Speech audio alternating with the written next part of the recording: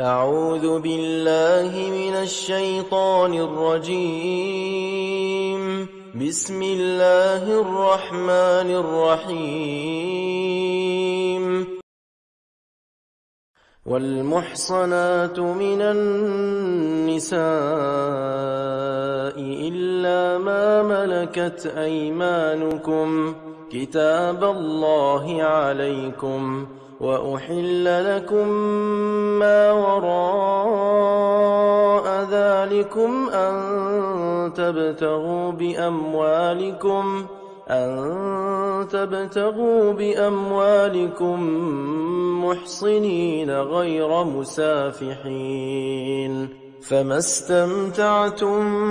به منهن فآتوهن أجورهن فريضة،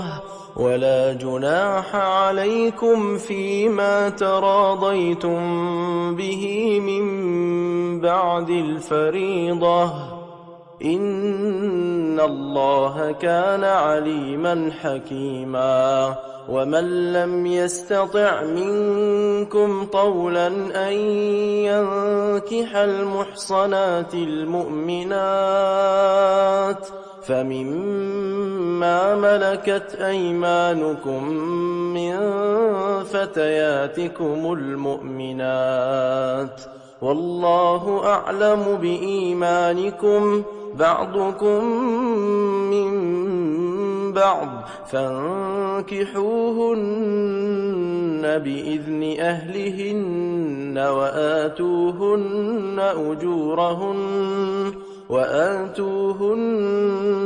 أجورهن بالمعروف، محصنات غير مسافحات ولا متخذات أخدان، فإذا أحصن فإن أتين بفاحشة فعليهن نصف ما على المحصنات من العذاب،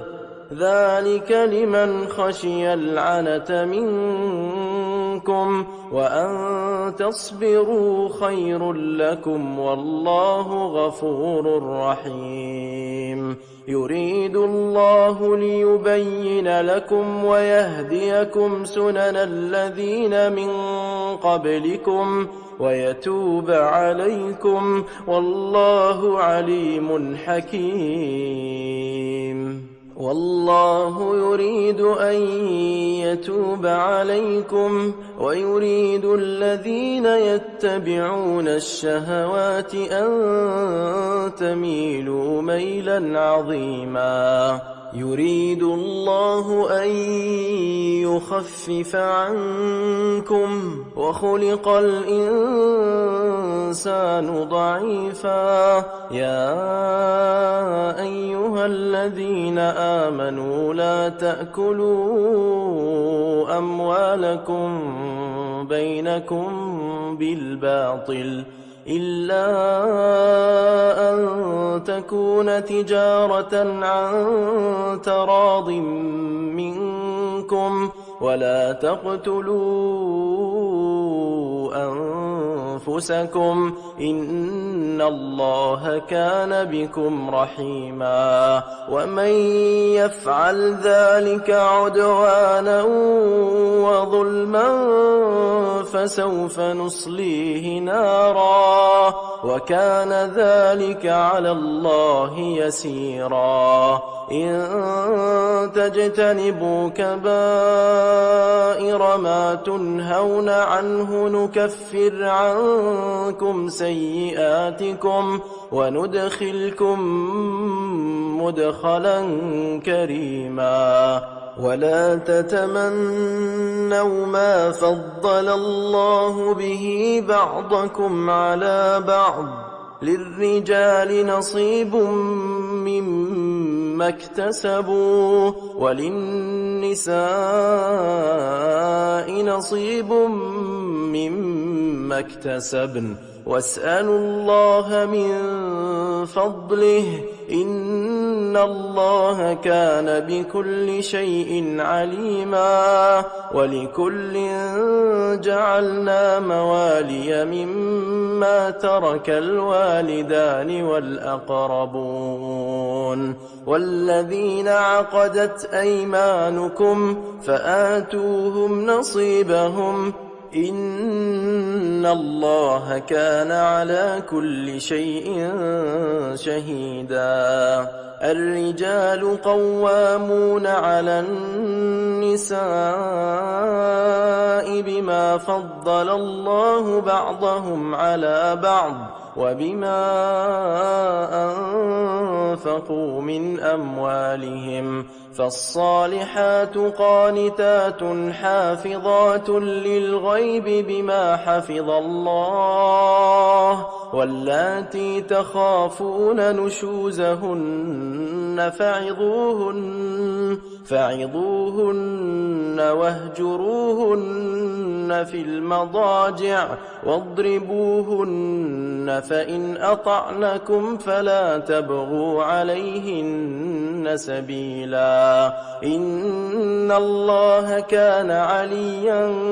كبيرا وإن خفتم شقاق بينهما فابعثوا حكما من أهله وحكما من أهلها إن يريدا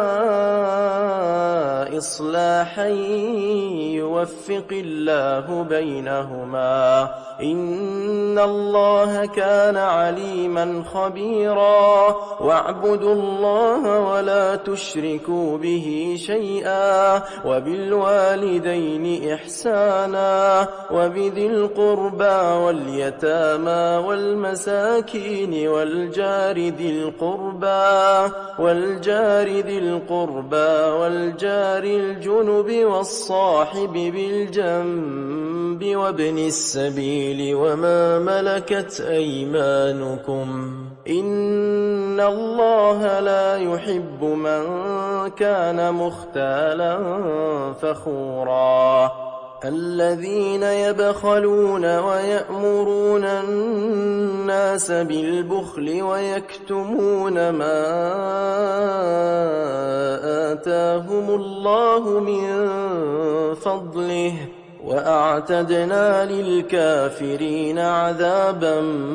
مهينا والذين ينفقون أموالهم رئاء الناس ولا يؤمنون بالله ولا باليوم الآخر ومن يكن الشيطان له قرينا فساء قرينا وماذا عليهم لو آمنوا بالله واليوم الآخر وأنفقوا مما رزقهم الله وكان الله بهم عليما إن الله لا يظلم مثقال ذرة وإن تك حسنة يضاعفها ويؤت من لدنه أجرا عظيما فكيف إذا جئنا من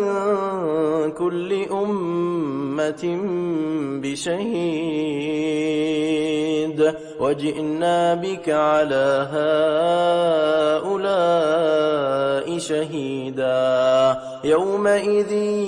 يود الذين كفروا وعصوا الرسول لو تسوى بهم الأرض ولا يكتمون الله حديثا يا أيها الذين آمنوا لا تقربوا الصلاة وأنتم سكارى حتى تعلموا ما تقولون ولا جنبا إلا عابري سبيل حتى تغتسلوا وإن كنتم مرضى أو على سفر أو جاء أحد منكم من الغائط أو لامستم النساء فلم تجدوا ماء فتيمموا صعيدا طيبا فامسحوا بوجوهكم وأيديكم إن الله كان عفوا غفورا ألم تر إلى الذين أوتوا نصيبا من الكتاب يشترون الضلالة ويريدون أن تضلوا السبيل والله أعلم بأعدائكم وكفى بالله وليا وكفى بالله نصيرا من الذين هادوا يحرفون الكلم عن مواضعه ويقولون سمعنا وعصينا واسمع غير مسمع وراعنا ليا بألسنتهم وطعنا في الدين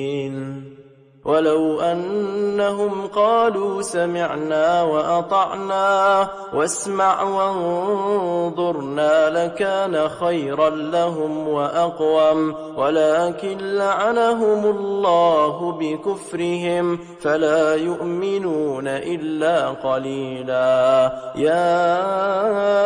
أيها الذين أوتوا الكتاب آمنوا بما نزلنا مصدقا لما معكم من قبل أن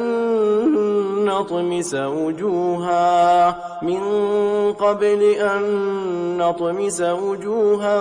فنردها على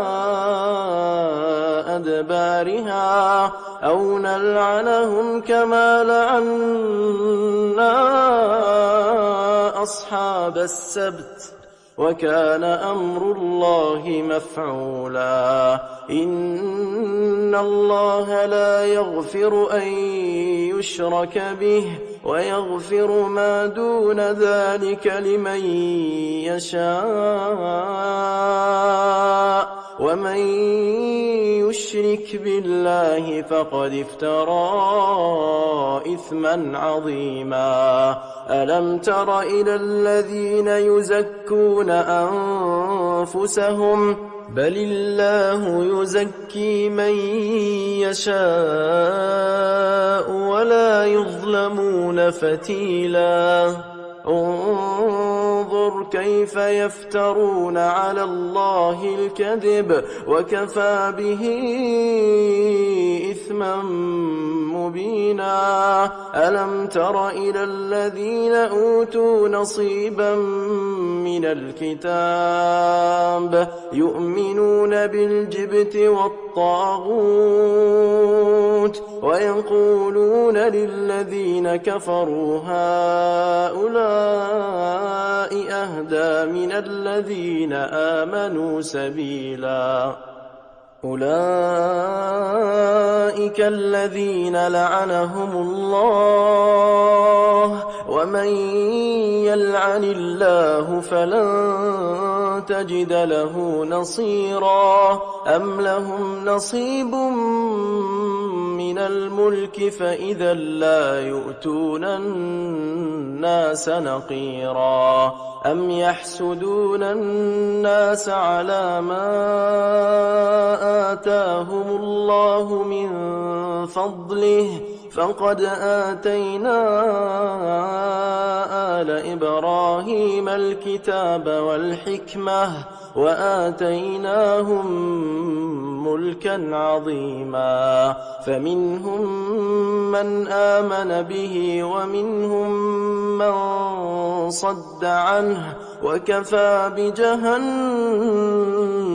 سعيرا إن الذين كفروا بآياتنا سوف نصليهم نارا كلما نضجت جلودهم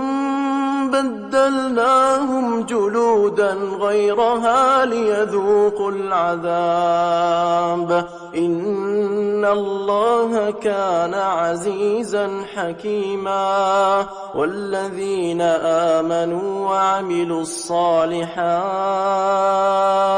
سندخلهم جنات تجري من تحتها الأنهار خالدين فيها أبدا، لهم فيها أزواج مطهرة وندخلهم ظلا ظليلا. إن الله يأمركم أن تؤدوا الأمانات إلى أهلها وإذا حكمتم بين الناس أن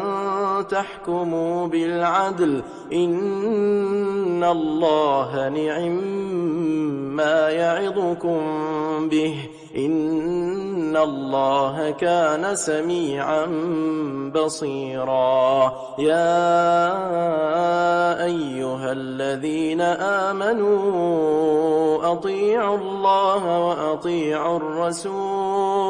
وأطيعوا الرسول وأولي الأمر منكم، فإن تنازعتم في شيء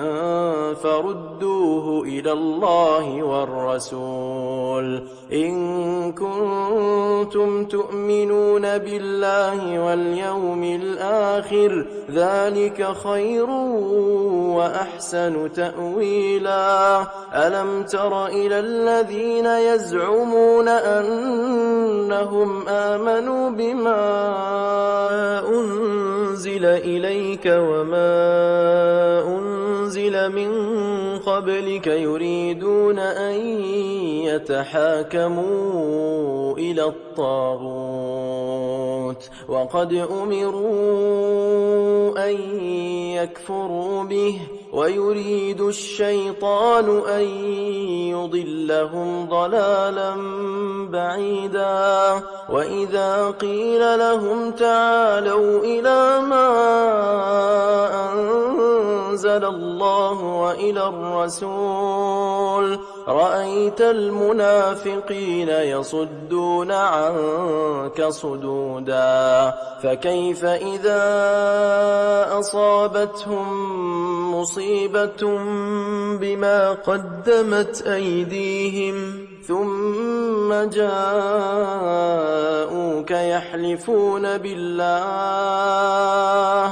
يحلفون بالله إن أردنا إلا إحسانا وتوفيقا. أولئك الذين يعلم الله ما في قلوبهم فأعرض عنهم وعظهم وقل لهم في أنفسهم قولا بليغا. وما أرسلنا من رسول إلا ليطاع بإذن الله ولو أنهم إذ ظلموا أنفسهم جاءوك واستغفر لهم الرسول لوجدوا الله توابا رحيما. فلا وربك لا يؤمنون حتى يحكموك فيما شجر بينهم ثم لا يجدوا في أنفسهم حرجا مما قضيت ويسلموا تسليما. ولو أنا كتبنا عليهم أن اقتلوا أنفسكم أو اخرجوا من دياركم ما فعلوه إلا قليل منهم ولو أنهم فعلوا ما يوعظون به لكان خيرا لهم وأشد تثبيتا وإذا لآتيناهم من لدنا أجرا عظيما ولهديناهم صراطا مستقيما ومن يطع الله والرسول فأولئك مع الذين أنعم الله عليهم من النبيين والصديقين والشهداء والصالحين وحسن أولئك رفيقا ذلك الفضل من الله وكفى بالله عليما يا أيها الذين آمنوا خذوا حذركم فانفروا ثبات أو انفروا جميعا وإن منكم لمن ليبطئن فإن أصابتكم مصيبة قال قد أنعم الله علي إذ لم أكن معهم شهيدا ولئن أصابكم فضل من الله ليقولن كأن لم تكن بينكم وبينه مودة يا ليتني كنت معهم فأفوز فوزا عظيما فليقاتل في سبيل الله الذين يشرون الحياة الدنيا بالآخرة ومن يقاتل في سبيل الله فيقتل أو يغلب فسوف نؤتيه أجرا عظيما وما لكم لا تقاتلون في سبيل الله والمستضعفين من الرجال والنساء والولدان الذين يقولون ربنا أخرجنا من هذه القرية الظالم أهلها واجعل لنا من لدنك وليا واجعل لنا من لدنك نصيرا الذين آمنوا يقاتلون في سبيل الله والذين كفروا يقاتلون في سبيل الطاغوت فقاتلوا أولياء الشيطان إن كيد الشيطان كان ضعيفا ألم تر إلى الذين قيل لهم كفوا أيديكم وأقيموا الصلاة وآتوا الزكاة فلما كتب عليهم القتال إذا فريق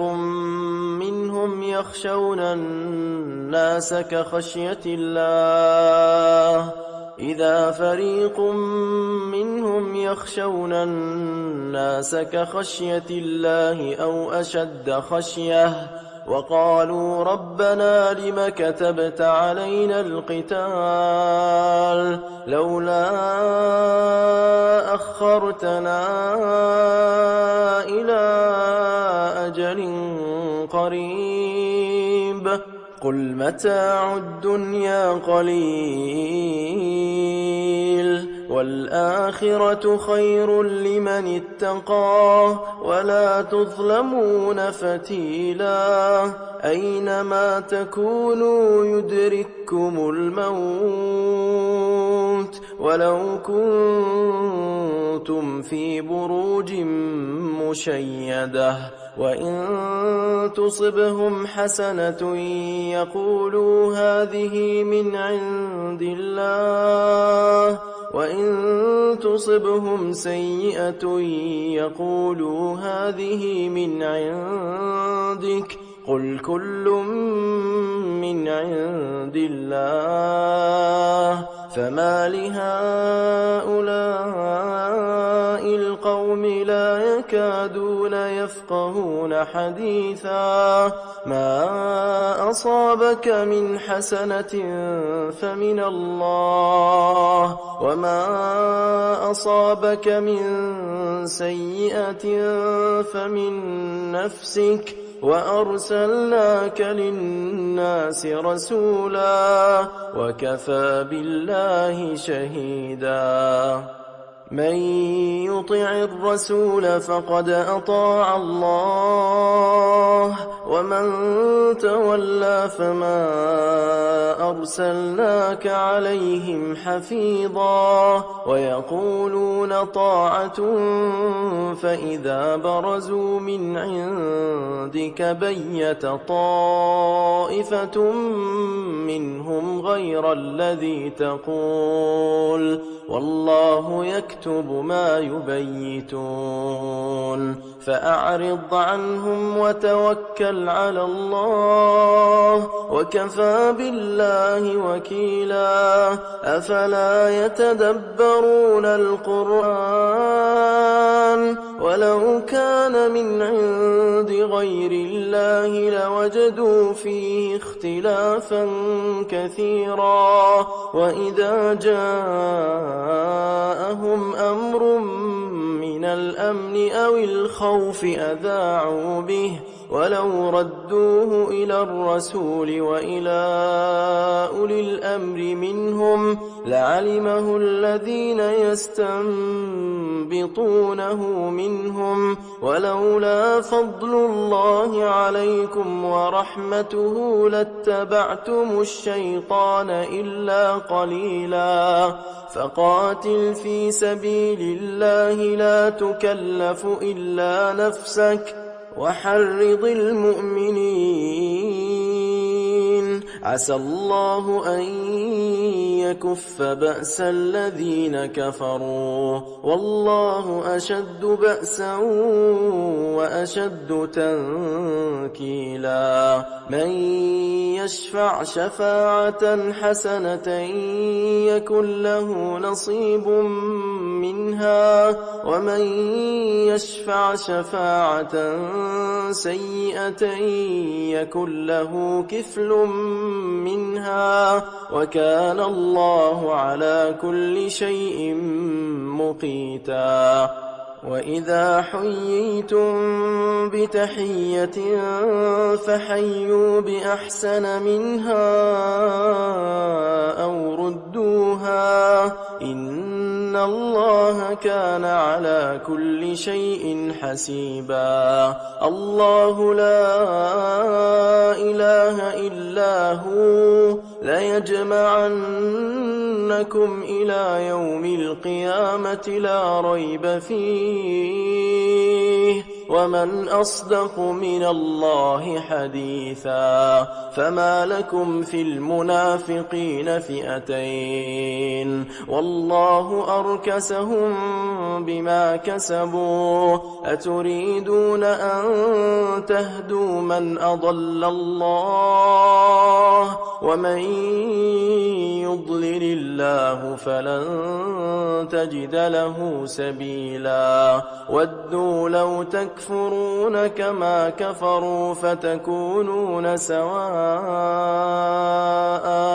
فلا تتخذوا منهم أولياء حتى يهاجروا في سبيل الله فإن تولوا فخذوهم واقتلوهم حيث وجدتموهم ولا تتخذوا منهم وليا ولا نصيرا إلا الذين يصلون إلى قوم بينكم وبينهم ميثاق أو جاءوكم حصرت صدورهم أن يقاتلوكم أو يقاتلوا قومهم ولو شاء الله لسلطهم عليكم فلقاتلوكم فإن اعتزلوكم فلم يقاتلوكم وألقوا إليكم السلم فما جعل الله لكم عليهم سبيلا ستجدون آخرين يريدون أن يأمنوكم ويأمنوا قومهم كلما ردوا إلى الفتنة أركسوا فيها فإن لم يعتزلوكم ويلقوا إليكم السلم ويكفوا أيديهم فخذوهم واقتلوهم حيث ثقفتموهم وأولئكم جعلنا لكم عليهم سلطانا مبينا وما كان لمؤمن أن يقتل مؤمنا إلا خطأ ومن قتل مؤمنا خطأ فتحرير رقبة مؤمنة ودية مسلمة إلى أهله إلا أن يصدقوا فإن كان من قوم عدو لكم وهو مؤمن فتحرير رقبة مؤمنة وإن كان من قوم بينكم وبينهم ميثاق فدية مسلمة إلى أهله وتحرير رقبة مؤمنة فمن لم يجد فصيام شهرين متتابعين توبة من الله وكان الله عليما حكيما ومن يقتل مؤمنا متعمدا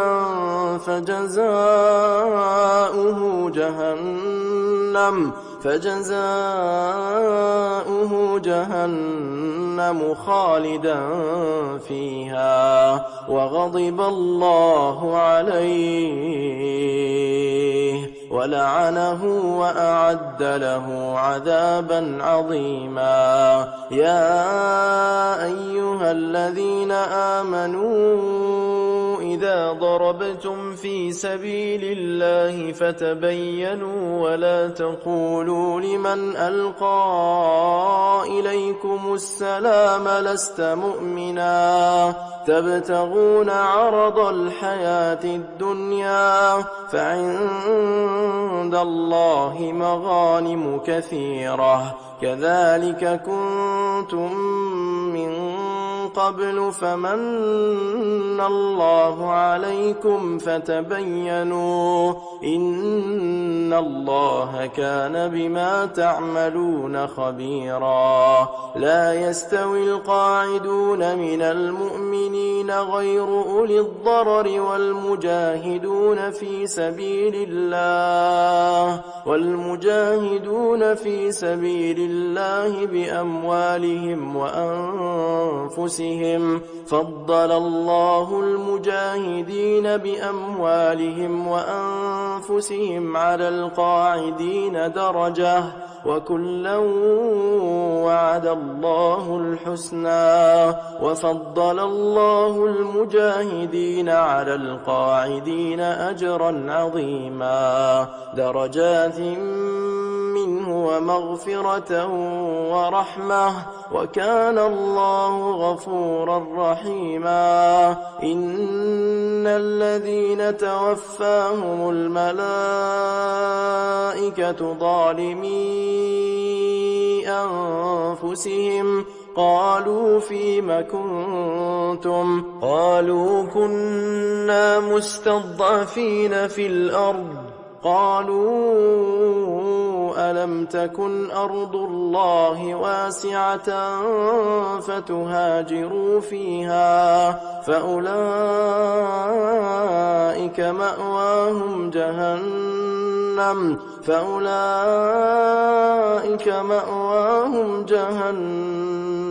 وساءت مصيرا إلا المستضعفين من الرجال والنساء النساء والولدان لا يستطيعون حيلة ولا يهتدون سبيلا فأولئك عسى الله أن يعفو عنهم وكان الله عفوا غفورا ومن يهاجر في سبيل الله يجد في الأرض مراغما كثيرا وسعة ومن يخرج من بيته مهاجرا إلى الله ورسوله ثم يدركه الموت فقد وقع أجره على الله وكان الله غفورا رحيما وإذا ضربتم في الأرض فليس عليكم جناح أن تقصروا من الصلاة إن خفتم أن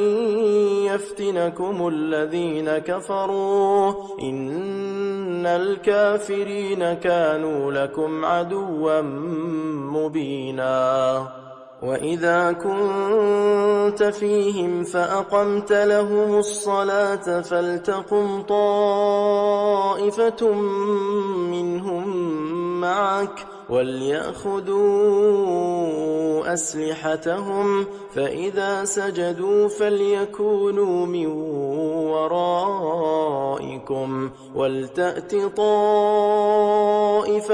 أخرى لم يصلوا فليصلوا معك وليأخذوا حذرهم وأسلحتهم ود الذين كفروا لو تغفلون عن أسلحتكم وأمتعتكم فيميلون عليكم ميلة واحدة ولا جناح عليكم إن كان بكم أذى من مطر أو كنتم مرضى أن تضعوا أسلحتكم وخذوا حذركم إن الله أعد للكافرين عذابا مهينا فإذا قضيتم الصلاة فاذكروا الله قياما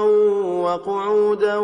وعلى جنوبكم فإذا اطمأننتم فأقيموا الصلاة إن الصلاة كانت على المؤمنين كتابا موقوتا ولا تهنوا في ابتغاء القوم إن تكونوا تألمون فإنهم يألمون كما تألمون وترجون من الله ما لا يرجون وكان الله عليما حكيما إنا أنزلنا إليك الكتاب بالحق لتحكم بين الناس بما أراك الله ولا تكن للخائنين خصيما واستغفر الله إن الله كان غفورا رحيما ولا تجادل عن الذين يختانون أنفسهم إن الله لا يحب من كان خوانا أثيما يستخفون من الناس ولا يستخفون من الله وهو معهم إذ يبيتون ما لا يرضى من القول وكان الله بما يعملون محيطا ها أنتم هؤلاء جادلتم عنهم في الحياة الدنيا فمن يجادل الله عنهم يوم القيامة أم من يكون عليهم وكيلا ومن يعمل سوءا أو يظلم نفسه ثم ثم يستغفر الله يجد الله غفورا رحيما. ومن يكسب إثما فإنما يكسبه على نفسه وكان الله عليما حكيما. ومن يكسب خطيئة أو إثما ثم يرم به بريئا فقد احتمل بهتانا وإثما مبينا. ولولا فضل الله عليك ورحمته لهمت طائفة منهم أن يضلوك وما يضلون إلا أنفسهم وما يضرونك من شيء وأنزل الله عليك الكتاب والحكمة وعلمك ما لم تكن تعلم وكان فضل الله عليك عظيما. لا خير في كثير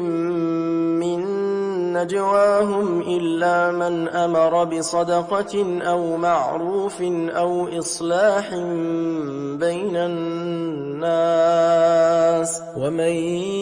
يفعل ذلك ابتغاء مرضات الله فسوف نؤتيه أجرا عظيما. ومن يشاقق الرسول من بعد ما تبين له الهدى ويتبع غير سبيل المؤمنين نوله ما تولى ونصله جهنم وساءت مصيرا. إن الله لا يغفر أن يشرك به ويغفر ما دون ذلك لمن يشاء ومن يشرك بالله فقد ضل ضلالا بعيدا. إن يدعون من دونه إلا إناثا وإن يدعون إلا شيطانا مريدا لعنه الله وقال لأتخذن من عبادك نصيبا مفروضا ولأضلنهم ولأمنينهم ولآمرنهم فليبتكن آذان الأنعام ولآمرنهم فليغيرن خلق الله. ومن يتخذ الشيطان وليا من دون الله فقد خسر خسرانا مبينا. يعدهم ويمنيهم وما يعدهم الشيطان إلا غرورا. أولئك مأواهم جهنم ولا يجدون عنها محيصا. والذين آمنوا وعملوا الصالحات سندخلهم جنات تجري من تحتها الأنهار خالدين فيها أبدا وعد الله حقا ومن أصدق من الله قيلا. ليس بأمانيكم ولا أماني أهل الكتاب من يعمل سوءا يجز به ولا يجد له من دون الله وليا ولا نصيرا. ومن يعمل من الصالحات من ذكر أو أنثى وهو مؤمن فأولئك يدخلون الجنة ولا يظلمون نقيرا. ومن أحسن دينا ممن أسلم وجهه لله وهو محسن واتبع ملة إبراهيم حنيفا واتخذ الله إبراهيم خليلا. ولله ما في السماوات وما في الأرض وكان الله بكل شيء محيطا. ويستفتونك في النساء قل الله يفتيكم فيهن وما يتلى عليكم في الكتاب في يتامى النساء اللاتي لا تؤتونهن ما كتب لهن وترغبون أن تنكحوهن والمستضعفين من الولدان وأن تقوموا لليتامى بالقسط وما تفعلوا من خير فإن الله كان به عليما. وإن امرأة خافت من بعلها نشوزا أو إعراضا فلا جناح عليهما أن يصلحا بينهما صلحا والصلح خير. وأحضرت الأنفس الشح وإن تحسنوا وتتقوا فإن الله كان بما تعملون خبيرا. ولن تستطيعوا أن تعدلوا بين النساء ولو حرصتم فلا تميلوا كل الميل فتذروها كالمعلقة. وإن تصلحوا وتتقوا فإن الله كان غفورا رحيما. وإن يتفرقا يغن الله كلا من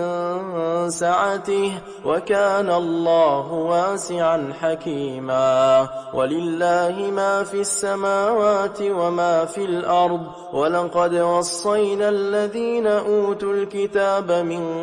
قبلكم وإياكم أن اتقوا الله. وإن تكفروا فإن لله ما في السماوات وما في الأرض وكان الله غنيا حميدا. ولله ما في السماوات وما في الأرض وكفى بالله وكيلا. إن يشأ يذهبكم أيها الناس ويأت بآخرين وكان الله على ذلك قديرا. من كان يريد ثواب الدنيا فعند الله ثواب الدنيا والآخرة وكان الله سميعا بصيرا. يا أيها الذين آمنوا كونوا قوامين بالقسط شهداء لله ولو على أنفسكم أو الوالدين والأقربين إن يكن غنيا أو فقيرا فالله أولى بهما فلا تتبعوا الهوى أن تعدلوا وإن تلووا أو تعرضوا فإن الله كان بما تعملون خبيرا. يا أيها الذين آمنوا آمنوا بالله ورسوله والكتاب الذي نزل على رسوله والكتاب الذي أنزل من قبل ومن يكفر بالله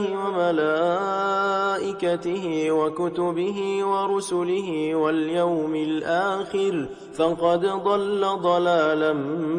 بعيدا إن الذين آمنوا ثم كفروا ثم آمنوا